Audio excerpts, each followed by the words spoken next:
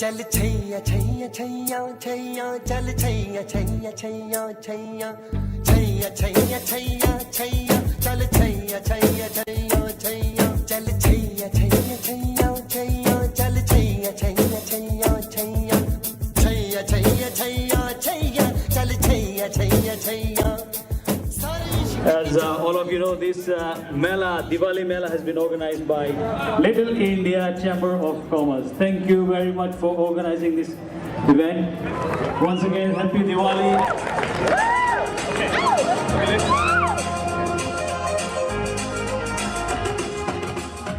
To further explore the ways in which Asian Indian identity is formed, it's important to understand the community in which this process takes place. While most immigrant neighborhoods represent the preservation of ethnic roots, what's unique to Little India is its solid foundation of support and social capital. Fortunately, our visit coincided with the New Year's festival known as Diwali Mela, which served as the ideal backdrop to explore the vibrant and collective expression of Asian Indian identity. What would you say is so special about Little India? Well, it's pretty close-knit. I think that's what, like we all communicate very friendly, and I mean, a lot of it has to do with the fact that I have so much competition here, right, as far as other restaurants, but I still sit down and talk with all those guys, because it's not a matter of just, earning a living or growing, it's a matter of, okay, everyone should work together and get better, By coming from India to any other country, that principle has been really solidified. So people are responsive, other business owners definitely. here? Definitely. If I run out of something, if I call one of the other restaurants, they'll be more than happy to send me something. And same for me. This is Yogesh, a U of A business graduate and owner of Little India's Standard Sweets and Snacks. At just 25 years old, this young entrepreneur has managed to franchise his family's bakery and restaurant business, as well as manufacture his own line of nationally sold Indian snacks. However, Yogesh explains that his personal gain is only fulfilled when held within the context of his community. In Indian culture, you don't have to have possessions to express yourself. The way you express yourself is what you do for the society and what you do when society is watching you. It's more of like you want to be open to everyone is what it is. We consistently experience the warm and inclusive nature of Asian Indians throughout our visit. Furthermore, we learn that these strong values expressed within the context of community are first and foremost anchored in the traditional values taught at home. As a first-generation immigrant, I want to embrace this country, which I have. We've gotten our citizenship and everything. I know I belong here, but then again, I don't want to forget my roots. And because India has such a rich culture, it has rich history, rich everything. I want to inculcate those things into our next generation.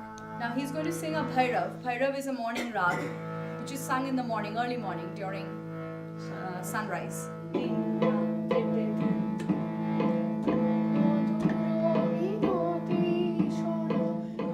In 1988, at the age of 22, Maitra came to the U.S. with her husband. They currently live in Northridge with their 12 and 17-year-old sons. Highly educated, they navigate between their Indian roots, U.S. culture, and global economies with a level of confidence that is common among Asian Indians.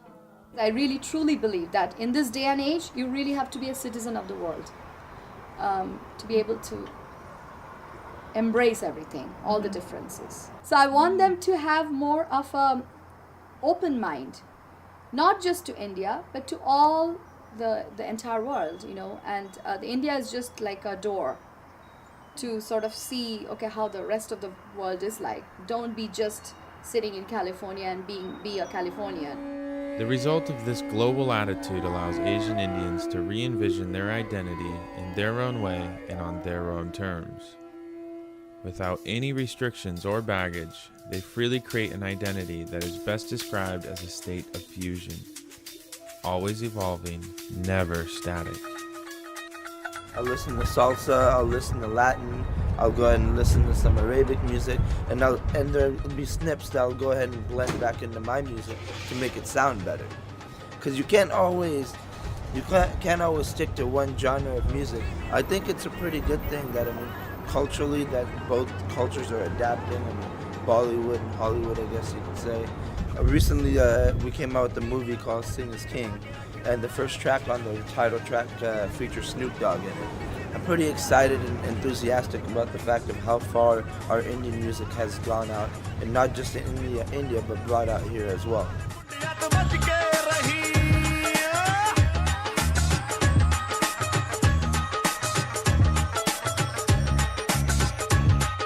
We still sell very traditional stuff, all the saris. Everybody wants to wear saris, and the best part is the new generation wants to wear more than older generation. Especially now, I find that our kids are getting married to different cultures too. So that's why I do a lot of brides who are not Indian. The boys are also like Chinese, and I've done black. I've done many different ones. The best part is they have both cultures wedding. Like they will have one Christian ceremony and then they'll have a Hindu ceremony also, which is a good thing to see it. It's interesting. So is the tradition of arranged marriages That's dying? not there anymore. Tom wore the traditional Indian Muslim garb. That's you guys? Yeah. Took me a minute to like register. Long ago. Who are these movie stars? We have a bigger one that has my family and Yeah. her family. Yeah, they really got into it. We brought Indian outfits from India for his sisters and mom and stepmother, and we did the henna thing, we got the jewelry. You know, the collision of the Western versus the Eastern. So I must have been pretty Westernized to say, hey, I want to marry this guy. Now that I think about it, right?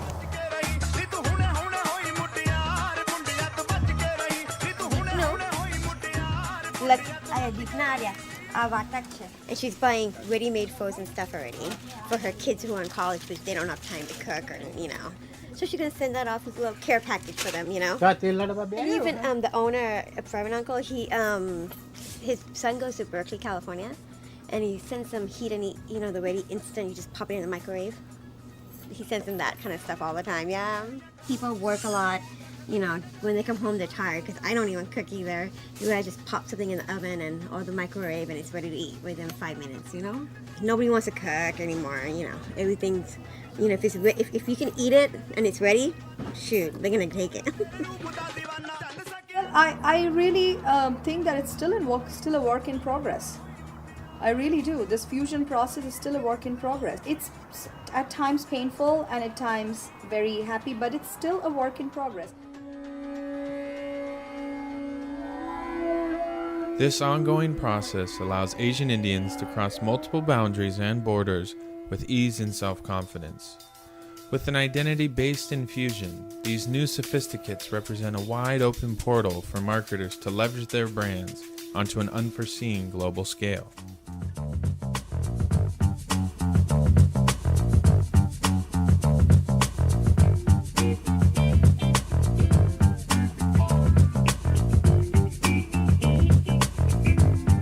This is a good one. State Farm understands you want your stars to shine. We can help. Call, click, or visit and start saving today. You have kids? Oh yeah, tennis, sitar, karate.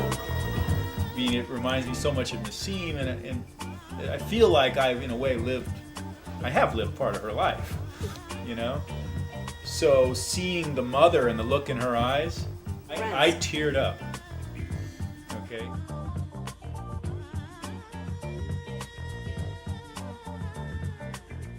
It's too tacky when they say namaste, just to attract you. I mean, here we are adapting to this culture. You don't have to make us look so, different or coming. I don't know. It just doesn't attract me that much. If they're relating to me with the problems, that's more attractive to me. But if they are just using some buzzwords just to attract the Indian community, it turns me off.